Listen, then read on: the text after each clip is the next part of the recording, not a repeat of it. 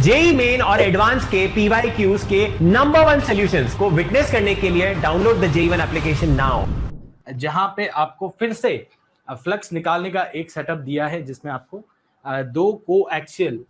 Conducting cylinders given है of same length भी given थी। ठीक है जी, मेमोरी बेस में हमने इसको डिस्कस किया है।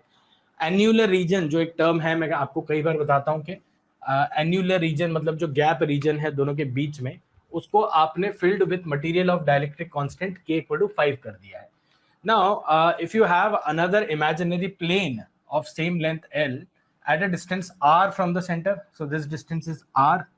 capital, जो यहाँ पे भी दिखाया हुआ है R capital, and इसकी भी लेंथ L है। The plane is parallel to the axis of the cylinders, cross sectional view आपको दिखा रखा है फिगर 2 में। ठीक है जी, तो आपको निकालना है कि इग्नोरिंग एज इफेक्ट्स, मतलब कि एजेस पे अगर इलेक्ट्रिक फील्ड को हम रेडियली आउटवर्ड डायरेक्शन में ही मानेंगे तो उस केस में आपका flux of the electric field through the plane कितना होगा। ठीक है जी, तो ग्राउंड कर दिया, इसका क्या मतलब है, अगर इसको प्लस क्यू दिया हुआ है तो ये आउटर सिलेंडर पे माइनस क्यू आ जाएगा, गॉसेस लॉ। ठीक है, प्लस क्यू माइनस क्यू का अरेंजमेंट है। एंड असल में तो इलेक्ट्रिक फील्ड प्लस क्यू की वजह से कितना है और उसका करस्पॉन्डिंग फ्लक्स जो यहां से स्टार्ट हो रहा है प्लेन में और यहां पे एंड हो रहा है वो हमें निकालना है ना। On this side as well, यहां से रेडियली आउटवर्ड इलेक्ट्रिक फील्ड है और इस प्लेन के थ्रू उसका कितना फ्लक्स है वो इन दो रीजन्स में, इसको हाईलाइट कर देते हैं हम, है ना। तो यहां से यहां तक के रीजन में एग्जिस्ट करता है। ठीक है जी, मतलब this is the electric field we are concerned with. तो अगेन इसको मेमोरी डिस्कशन में हमने किया था, इसके दो मेथड मैंने आपको वहां पे भी सजेस्ट किए थे। दोनों मेथड यहाँ पे भी एक बार देख लेते हैं जल्दी से। So this is your R and this length is √2R, तो ये एंगल आपका हो जाता है 45 डिग्री। ठीक है जी, सिमिलरली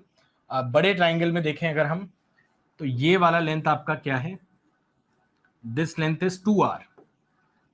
तो 2R और बेस R है, मतलब ये वाला एंगल आपका हो जाता है 60 डिग्री। सो बेसिकली हमें यहाँ पे 15 डिग्री एंगल में कितना फ्लक्स है रेडियली आउटवर्ड डायरेक्शन में because of cylinder carrying Q charge and length L, वो निकालना है। तो method number 1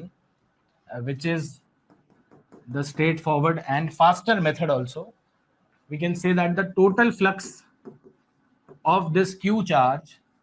in a region of k permittivity is q by k epsilon naught। ठीक है जी, टोटल फ्लक्स मतलब जो हर दिशा में जा रहा है, हर 360 डिग्री एंगल पे जा रहा है, दैट इज टोटल फ्लक्स। तो कितना फ्लक्स हमें चाहिए इस क्वेश्चन में, तो टोटल डिवाइडेड बाय 360 डिग्री, है ना, डिग्रीज में लिख देते हैं एक बार।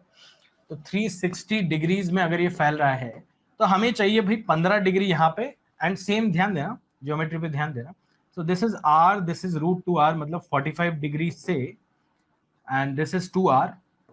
विच इज 60 डिग्री तक, यानी कि ये 15 डिग्री में है ना। तो 15 डिग्री यहाँ पे, 15 डिग्री यहाँ पे, इन रेड वाले रीजन्स में कितना फ्लक्स बन रहा है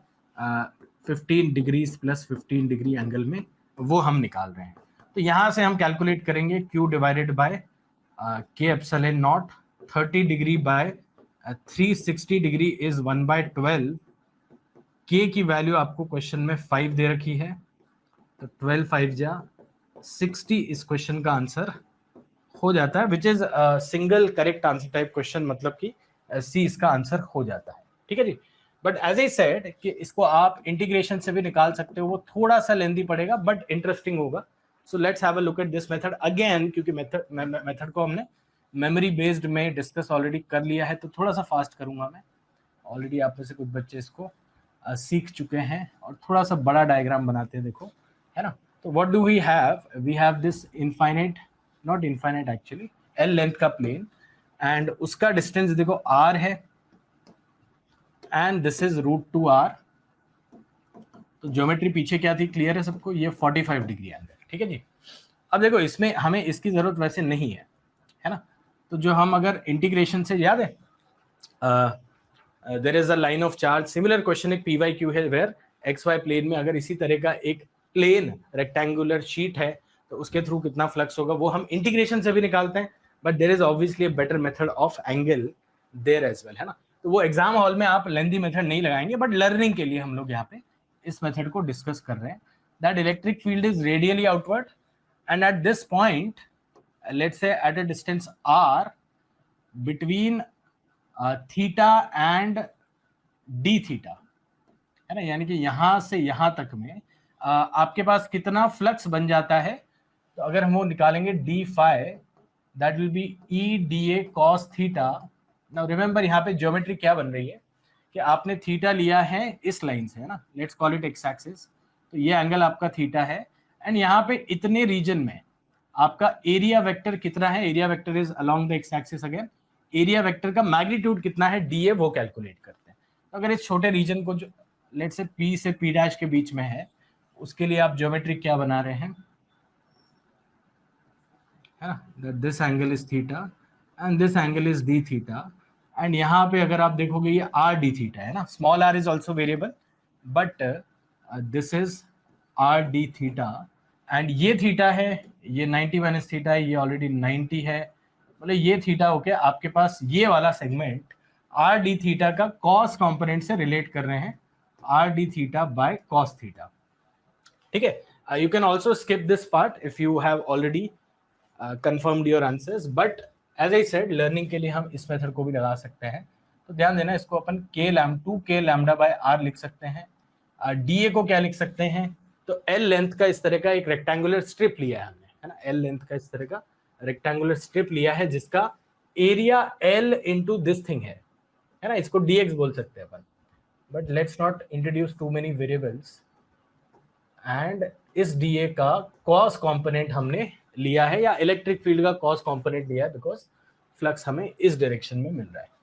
तो यहाँ पे देखो कॉस थीटा और आर कैंसिल हो जाते हैं, और 2k लैम्डा एल की वैल्यू भी q हो जाती है, मतलब हमें सिर्फ डी थीटा को इंटीग्रेट करना है यहाँ पे, और एक बार के लिए q डिवाइडेड बाय, यहाँ पे क्या आएगा देखना, 2 पाई के एप्सिलॉन नॉट, है ना, क्योंकि मीडियम भी आपका क्या है, डाइलेक्ट्रिक है, और मीडियम अगर चेंज हो रहा है तो इलेक्ट्रिक फील्ड चेंज हो रहा है, मतलब इस क्वेश्चन में कोई एम्बिग्विटी तो ऐसा सच नहीं है ना, एम्बिग्विटी पे आज काफी चर्चा हम करेंगे अपेरेंटली, बट ठीक है, डी थीटा को इंटीग्रेट करने की लिमिट्स क्या होंगी ध्यान देना, है ना, और इसको इंटीग्रेट इनफैक्ट कर ही दो, तो थीटा की लिमिट्स क्या होंगी, एंड क्यू उसको डबल करना पड़ेगा आपको, ठीक है जी। तो यहाँ पे अगर हम बात करें तो यहाँ पे आपको इस तरफ भी और इस तरफ भी फ्लक्स बन रहा है, from which angle to which angle, so let's write this in terms of π/4 to π/3, 60 degree π/3 हो गया, एंड इसको डबल क्यों कर रहे हैं बच्चों हम, क्योंकि ये दोनों तरफ है ना, don't forget to double it, otherwise वो आपका आंसर शायद एक कोई trap option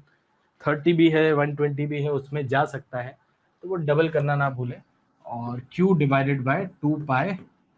k epsilon not, और ट्वाइस ऑफ थीटा क्या आ जाएगा देखना, π/3 माइनस π/4